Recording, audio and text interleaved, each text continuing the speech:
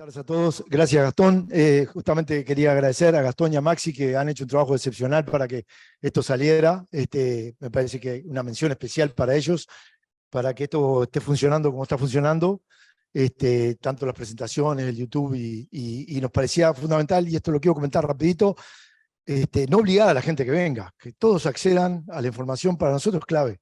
El que quiere venir puede intercambiar, excelente, pero el que no puede, que también tenga la posibilidad de acceder a través de estas cosas, y por eso quería hacer un especial énfasis. El formulario de inscripción sigue abierto. Aquellos que no se inscribieron, les agradezco que se inscriban, porque así van a recibir esa información que dice Gastón, que vamos a juntar. Hay algunos que ya los tenemos en la base de datos, pero probablemente se sume nueva gente, entonces agradecemos a todos que se inscriban para que tengamos acceso a la base de datos. Bueno, y sin más, en ya para alargar, porque estamos justos con el tiempo, y en esto vamos a tratar de ser bastante estrictos. Empezaríamos con la presentación de Manuela Comesaña, doctora Manuela Comesaña, y Lucas González, que debería estar, no sé si la vas poniendo tú, que como dice el título, ahí está, cambió un poquito el título, le pusimos un poquito más de creatividad. Si no les gusta, les pido disculpas, pero le pusimos un poquito más de creatividad porque realmente creemos que eso es muy representativo de lo que Perdón que no corresponde. están compartiendo, ¿eh? No están compartiendo en el Zoom. Tienen que compartir en el Zoom para que pueda Bueno, aparecer la transmisión por momento, YouTube también. momento. Bueno, la presentación va a estar a cargo, como decíamos ahí, de Manuela. Ahí estaba. Perdón la interrupción. Ahí fue donde se ve.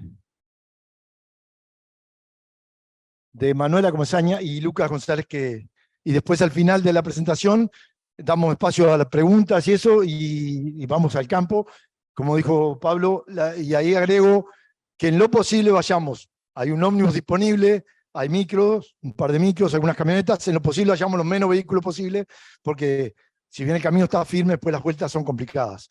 Y así andamos juntos todos, no somos tantos como para eso, pero bueno, se suma una cantidad. Bueno, buenas tardes a todos. Mi nombre es Manuela Comesaña y mi compañero Lucas González, como decía Diego. Nosotros somos estudiantes de maestría. Hicimos la maestría con el experimento del año pasado, del 2022, titulado ¿Qué podemos decir del uso de los aditivos durante el periodo de transición y lactancia temprana? Y donde evaluamos los derivados vegetales versus la monensina. Hacer también un especial énfasis y agradecimiento a los tutores, en mi caso a Lourdes Adrién y a Ana Meikle, y en caso de Lucas a Diego Mateauda y María Ángeles Brun. Muy bien, para arrancar queremos destacar, digamos, cuáles son las ventajas de los sistemas pastoriles. La principal ventaja, o primer ventaja que vamos a ver, es la ventaja económica, donde en un estudio realizado por Chilibroste y Bategasore en el 2019, se observa cómo a medida que aumenta el forraje cosechado por kilo de materias secas por hectárea por vaca masa, nos va a aumentar el margen por hectárea por vaca masa, en cuanto a dólares por hectárea. A su vez también hay otras ventajas, como es, resaltar que Uruguay es un país netamente exportador, por lo tanto, lo que son el control de los costos, en este caso los costos son menores, y las propiedades de la leche, en este caso hay mayor cantidad y tipos de sólidos, nos van a poner, digamos, o vamos a tener una mayor competitividad. Pero no solo son ventajas, sino que hay grandes limitantes de los sistemas pastoriles, como es la oferta versus los requerimientos de nutrientes. Como sabemos, las vacas que están pastando no es fácil no podemos determinar exactamente cuántos son los nutrientes que ingieren, y además, sumado a esto, en el periodo de transición, o sea, unos días previos al parto, la vaca disminuye su consumo. Entonces eso exacerba aún más este desfasaje oferta versus requerimientos, que nos produce una menor concentración de precursores gluconeogénicos, como es el propionato, que lo tenemos a través de la dieta, y por lo tanto en el organismo se refleja con una baja concentración de glucosa. Otra grandes limitante son las condiciones ambientales, y la eficiencia alimenticia, más sumado al impacto ambiental, como sabemos, la producción de gases de efecto invernadero, como el metano. Entonces, lo que buscamos es poder aplacar un poco estas limitantes, y cómo lo hacemos con estrategias de alimentación controladas y bien manejadas. Una de estas estrategias puede ser el uso de aditivos que mejoran la eficiencia alimenticia y aumentan o favorecen a la que haya una mayor fermentación propiónica. Como sabemos, el aditivo que más se utiliza acá en Uruguay es la monensina, que es un antibiótico ionóforo. El tema es que en la Unión Europea ya la monensina se está prohibiendo como uso de aditivo, entonces eso nos obliga a nosotros a empezar a buscar otras alternativas. Por otro lado, destacar el periodo de transición y lactancia temprana de la vaca lechera, que es el periodo más crítico y es acá donde tenemos que prestar atención. El periodo de transición, como ya muchos deben saber, es 21 días preparto y 21 días posparto. No nos vamos a detallar mucho, pero sí sabemos que se produce un balance energético negativo en este momento en la vaca lechera. Este balance energético negativo lo podemos monitorear principalmente a través de dos metabolitos, que son los ácidos grasos no esterificados y los beta-hidroxibutiratos, que lo que hacen son reflejar la lipomovilización de la vaca y el déficit energético. Entonces, a través de esos metabolitos podemos ver qué tan acentuado o prolongado es ese balance energético y por lo tanto predecir qué enfermedades podemos llegar a tener a futuro. En este momento la vaca tiene el sistema inmune deprimido y por eso es que se instauran diversas patologías. Un estudio realizado en el 2003 indica que los primeros 10 días posparto es la mayor incidencia de enfermedades, y Cruz en el 2019 afirma esto acá en Uruguay, donde nos dice que el 37% de las vacas tienen al menos algún evento clínico en los primeros 90 días posparto. Entonces es importante preguntarnos cómo atenuamos ese balance energético para que no sea acentuado y prolongado y así no poder evitar ciertas enfermedades. Nuestro objetivo principal fue evaluar el efecto del uso de los derivados vegetales y de la monensina durante el periodo de transición y la lactancia temprana en las vacas lecheras en cuanto a la producción y composición de leche, el consumo, la fermentación ruminal y el metabolismo. ¿Cómo fue el experimento? Tuvimos un total de 60 vacas, dentro de las cuales 9 fueron fistuladas, entre 1 a 4 lactancias. Las primíparas teníamos un número de 24 y 36 multíparas. El peso de las primíparas promedio fue de 540 kilos y el de las multíparas 650. Y con una producción de 8.100 litros por animal por lactancia, acá teniendo en cuenta la lactancia anterior de las multíparas. Estos 60 animales se dividieron en 3 grupos. El grupo control, que 20 animales, está indicado como verde. El grupo monensina, también 20 animales, que era el grupo rojo, que lo vemos como MO para futuras gráficas y tablas. Y el grupo de extractos vegetales, en azul, como EB, también con 20 animales. Esto se evaluó en un periodo experimental de 30 días preparto, o sea, desde los menos 30 días hasta los 60 días posparto. En el preparto las vacas estaban 24 horas encerradas en el galpón, en un galpón en corrales de 4 animales, en un galpón de cama caliente con aspersión y ventilación.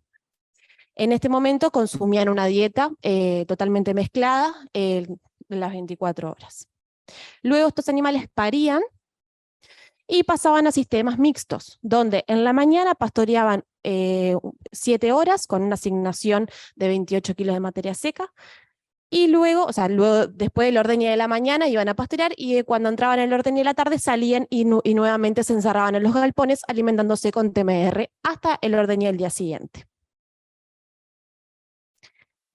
¿Qué fue lo que determinamos en este periodo experimental? El consumo de los animales, que en preparto se hizo el consumo diario mediante la oferta, el rechazo y el desperdicio, y el posparto se calculó, se estimó, se hizo una estimación de consumo.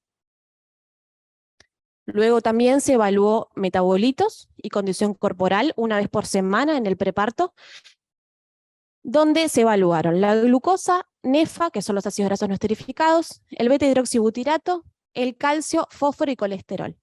Esto se hizo en tiempo real, o sea, semana a semana se iba teniendo los resultados y eso nos ayudaba a poder controlar las enfermedades en el momento.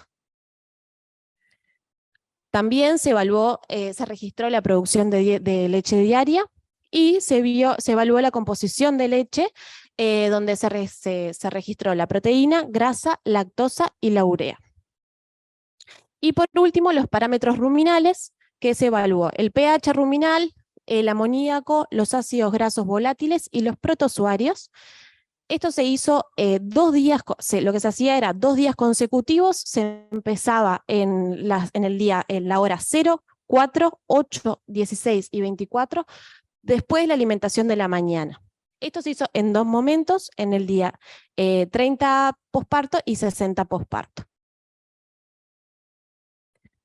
Entonces, entrando un poco en el preparto, primero queremos destacar cómo fue el monitoreo preparto mediante el pH de orina, que es una herramienta que es sencilla, es práctica y se hace fácilmente, y te dice cómo viene reaccionando la vaca a esa dieta aniónica que se le estamos administrando. Entonces, para mostrar un poco cómo fue el otoño del 2022 comparado con los otoños anteriores, donde los otoños anteriores estaban los pH estaban bastante dispersos y bastante alcalinos, mientras que en este otoño se vieron concentrados y entre 6 y 7 de pH, que es lo que esperamos. Esto todo se reflejó en que no hubo ninguna vaca con hipocalcemia clínica. Entonces, ¿qué dieta fue la que dimos en el preparto? Esa dieta TMR constaba de una diferencia cation-anión de -140, una relación forraje concentrado de 70-30, y lo que yo les voy a contar acá en realidad es la dieta que se vio después que era, no fue la que se estimó, la que se quiso hacer en un inicio, digamos. ¿Por qué les dio esto? Porque la proteína cruda es de un 11%, que en realidad lo que se quiso que la proteína cruda fuese un poco más, pero fue la que fue. Después un 44% de FDN, un 26% de FDA, 16% de almidón y de 1,7 megacalorías por kilo de energía neta de lactación. Entonces, para entrar un poco, no sé si me escucha bien, para entrar un poco en los resultados de consumo, en el preparto, se hizo en base a kilos de peso vivo y se vio que en las primíparas las vacas con monencina consumieron menos comparado con los otros dos, o sea, con el grupo de extractos vegetales y con el grupo control. En cuanto a las multíparas, no hubo efecto tratamiento. En cuanto a los kilos de materia seca por día, las primíparas consumieron 11,5 kilos de materia seca por día y las multíparas 14 kilos de materia seca por día. En los metabolitos y la condición corporal en las primíparas no hubo efecto de tratamiento en ninguno de los parámetros. Todos los grupos se comportaron igual. Lo que sí podemos ver es que los valores se encontraron dentro de los valores de referencia. Por ejemplo, los NEFA y los beta-hidroxibutirato nunca superaron los valores que pueden indicarte una posible cetosis subclínica, o sea que hubo un preparto que se fue manejando semana a semana y se manejó bien. En cuanto a las multíparas, sí observamos un efecto de tratamiento en el colesterol.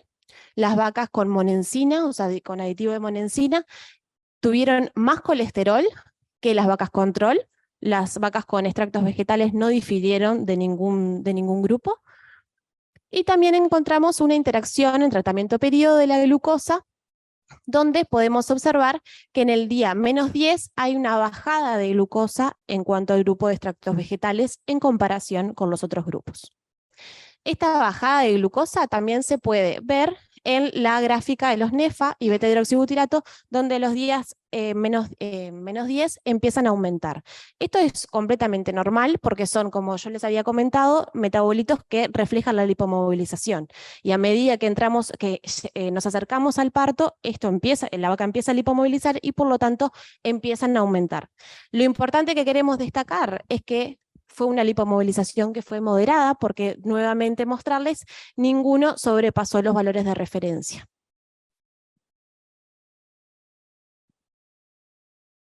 Bueno, buenas tardes a todos.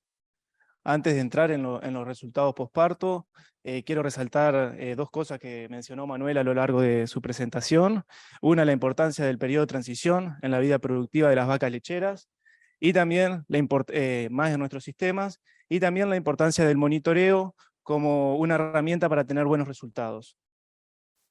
Entrando en los resultados de posparto, vamos a ver los resultados de consumo, donde recalcar nuevamente que fue una estimación del consumo. Nosotros medíamos semanalmente lo que consumían los animales de TMR, de la dieta totalmente mezclada, que era suministrada, y hicimos una estimación del consumo de pastura.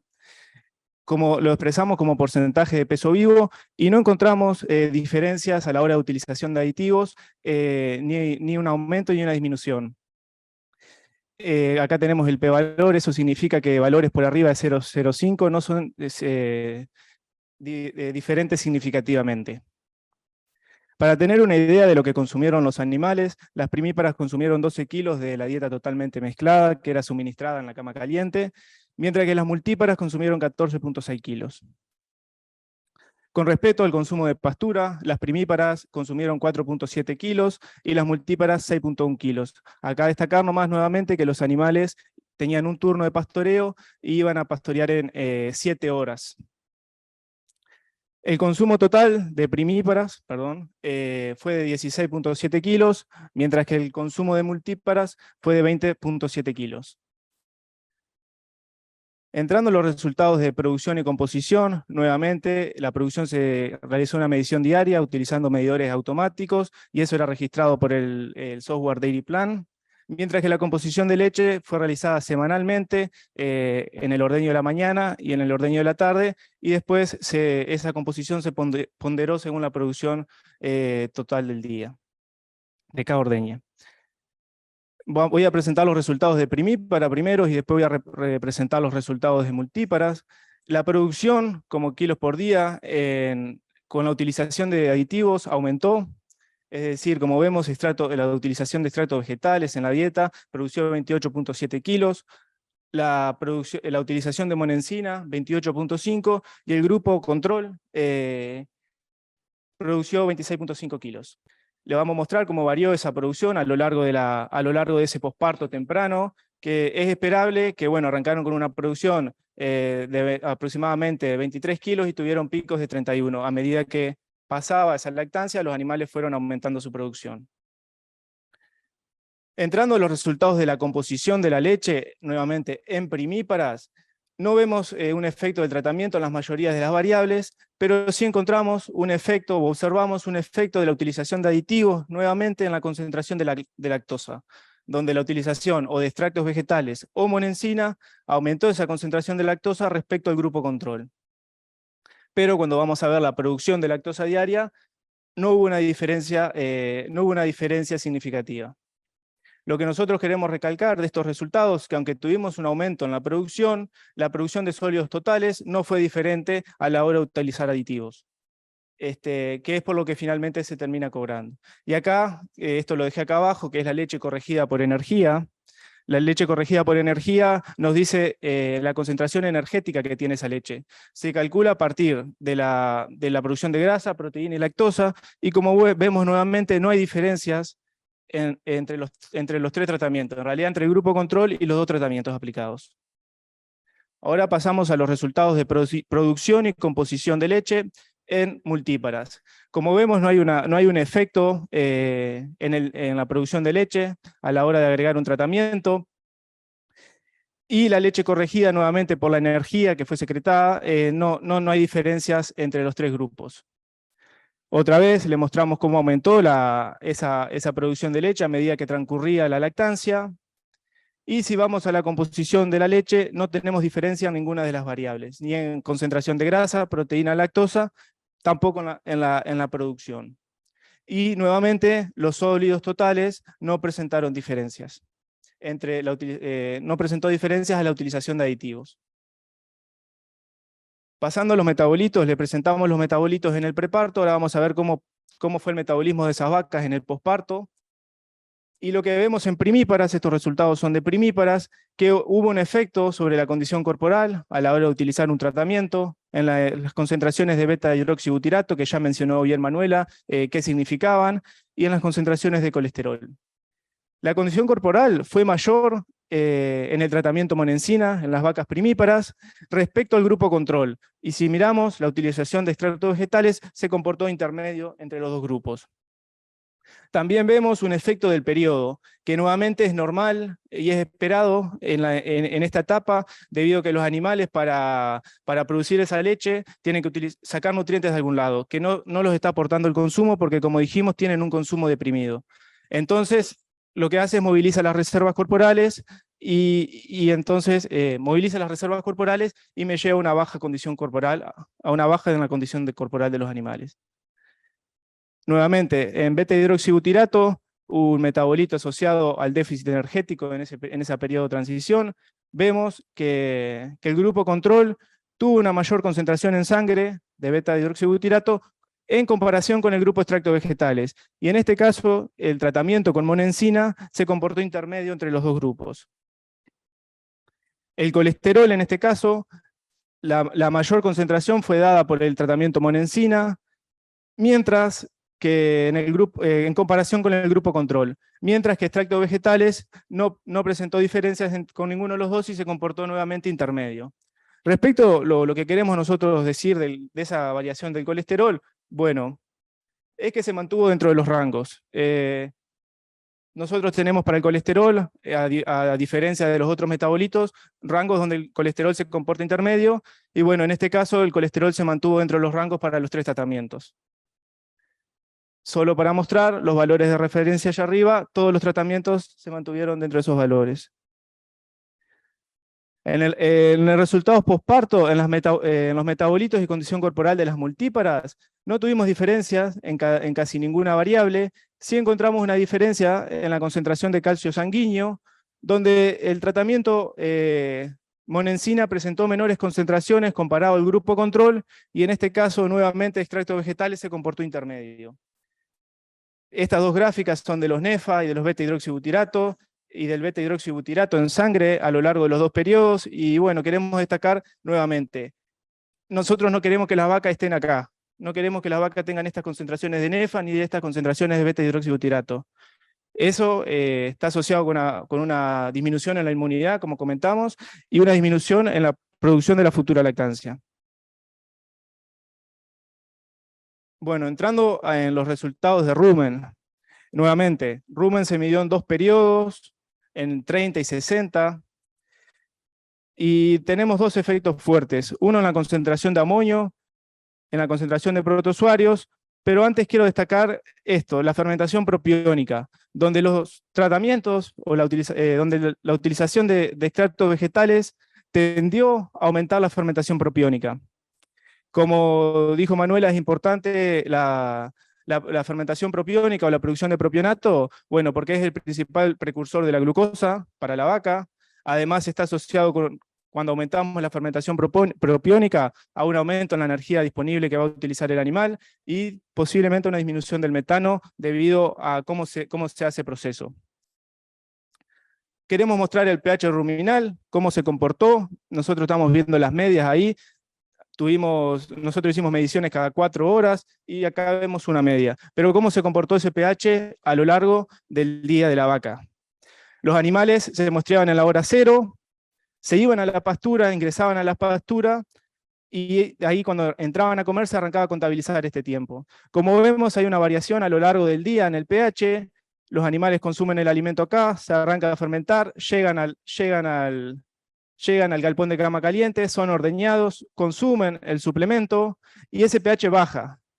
¿Por qué? Porque viene con la alimentación de la mañana de la pastura y viene la alimentación del suplemento, y esto, si miramos los ácidos grasos volátiles, irían en aumento. Simplemente destacar la importancia de que esta dieta que se da a los animales esté bien equilibrada y bien formulada, para que el pH no baje a rangos peligrosos o nos afecte la utilización de los nutrientes por los rumiantes. Principalmente, bueno, en estos periodos donde una disminución en consumo tiene un mayor impacto.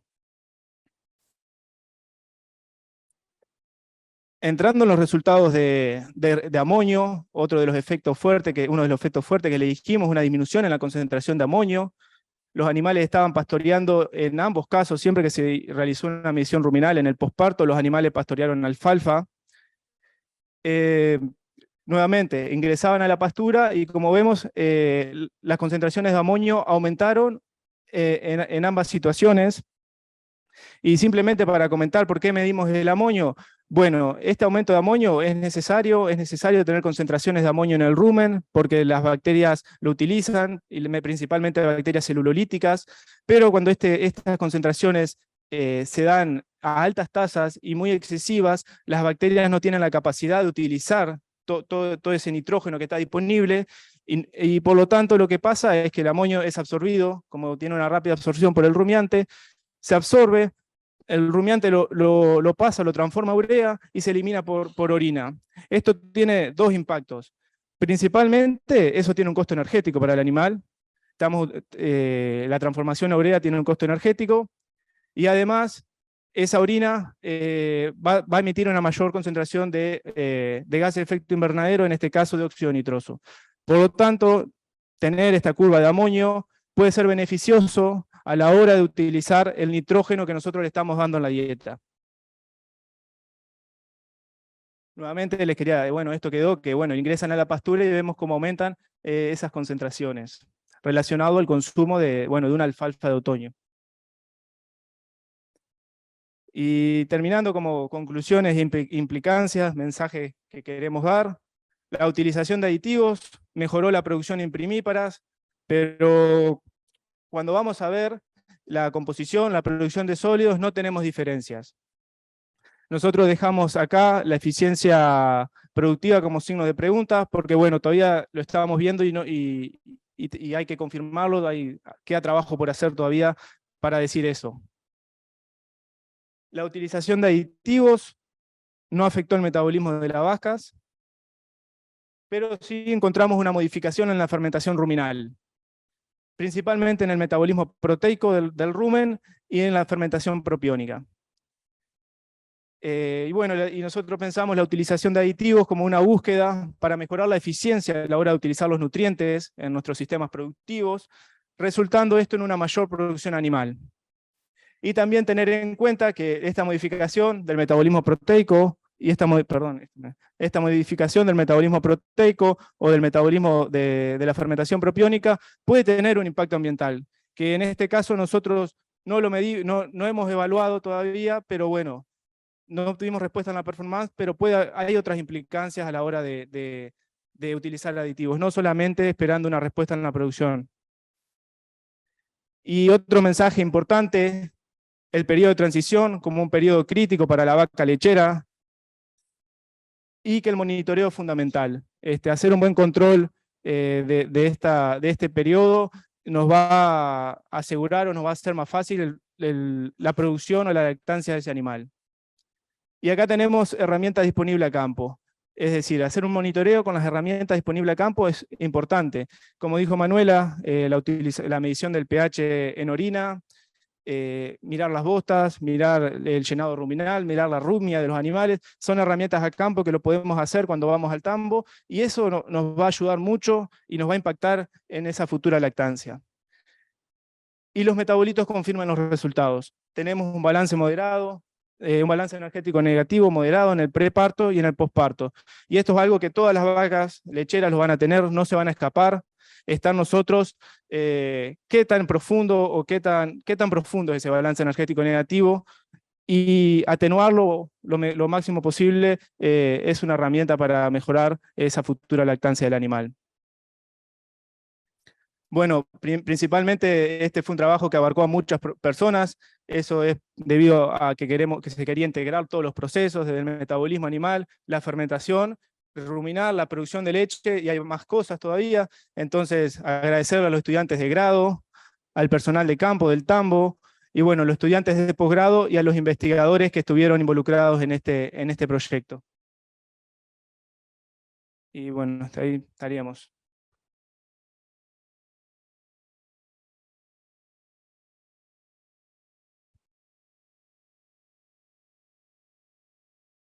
Hola. Sí, gracias, Lucas. Muy bien. Tengo unas preguntas, y Manuela, muchas gracias. Muy bien, Manuel. La verdad que, bueno, agradecerles la presentación y el cumplimiento con el tiempo. No sé, hay algunas preguntas presenciales, tengo unas preguntas en el teléfono, pero si alguien quiere hacer una pregunta presencial, tenemos un micrófono ahí para que gire, que obviamente lo vamos a llevar. Yo no tengo problema. ¿Quiere preguntar algo usted? Sí. El aditivo vegetal, ¿qué aditivo es? Porque no hablaste de la monencina, pero no en sí de... Bien, esos aditivos vegetales no son de una empresa local, son de una empresa exterior, que nos faltó agradecerle, al final pensé que iba a aparecer, pero no apareció la hora, pero ahora los vamos a agradecer. Está al principio. Al principio, bien, no lo vi. El logo. Pero esos aditivos son de extracto de aceites esenciales principalmente y compuestos fenólicos. Esa es la información que brindó la empresa, pero son aditivos naturales buscando una alternativa para la utilización de antibióticos. ¿Tienen ese objetivo? O sea, digo, me meto ahí, pero para cerrar un poquito eso, en realidad tenemos la composición, la están ajustando porque justamente ellos la tienen evaluada en situaciones. Hay dos cosas que para mí son fundamentales aclarar de este trabajo. Uno, todo el trabajo en transición no es poca cosa y bastante complejo. No hay mucha información y esta gente con la que estamos trabajando, CCPA, que es una empresa francesa, ellos junto con Nutrisur, que anda Ramón por ahí, anda alguna gente más, Sofía, son un poco con los que hemos hecho el contacto, con los cuales han financiado parte de este trabajo y aparte apoyado técnicamente también algunas cosas. Tenemos la composición, pero ellos están trabajándola para ajustarla a nuestras condiciones más pastoriles, y por eso también para ellos es muy importante la información que se puede obtener.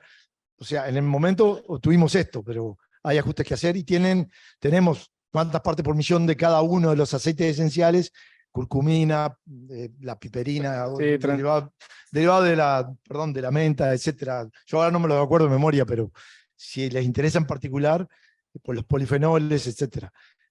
No sé si hay si contesta la pregunta. Esos son 50 miligramos, y una de las preguntas que tengo es la dosis de monencina que se usó. Lucas, si querés contestarla. Sí, la dosis de monencina fueron 300 miligramos por día, y esa fue la dosis utilizada. Ambos aditivos venían incluidos en el concentrado. El concentrado ya venía preparado, se agregaban a la dieta totalmente mezclada, y eso es algo importante. En cada mixer que se hacía teníamos un control, entonces asegurábamos una buena mezcla de ese alimento para proporcionar el aditivo a todos los animales. No, yo no me doy cuenta que no estoy en la cámara, pero no, soy yo el que hablo, no pasa nada. Que no se maree la gente que habla una voz ronca por acá. No, y tengo dos preguntas más.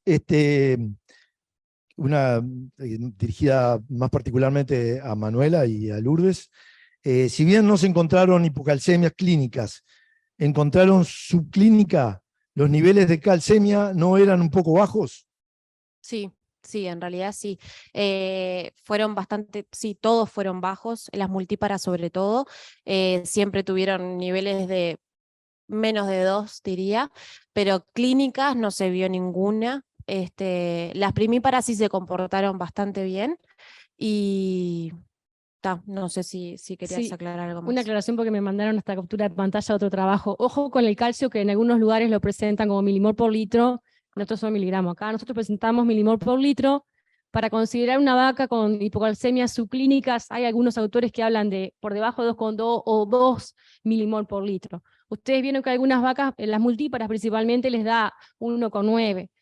El tema de la hipocalcemia Sí, Sí, casi estuvieron en 2, pero digo, el tema de la hipocalcemia subclínica es un tema que a nivel mundial es un poco discutido si realmente esa hipocalcemia subclínica es patológica. Algunos autores, algunos trabajos demuestran que la hipocalcemia subclínica predispone a algunas enfermedades. Los autores, trabajos más recientes, muestran que es parte de la fisiología. Ustedes vieron la producción que tuvieron estos animales en un sistema mixto, que es parte de la demanda que tiene el animal por el calcio. Lo que sí destaco lo que Manuela decía, o sea, no tuvimos hipocalcemia subclínica y no tuvimos enfermedades vinculadas a la hipocalcemia. Retención de placenta, metritis, o sea, vaca caída tampoco, obviamente. No llegamos a tenerlo. El valor de calcio se mantuvo bastante estable en esos niveles. Y como bien mostró Manuela, el gráfico de pH de orina, que para nosotros es algo que al tener el mismo sistema de monitoreo estos últimos años, podemos compararlos. Sabemos que esos gráficos que vieron de variabilidad en años anteriores se asoció con vaca caída, con problemas.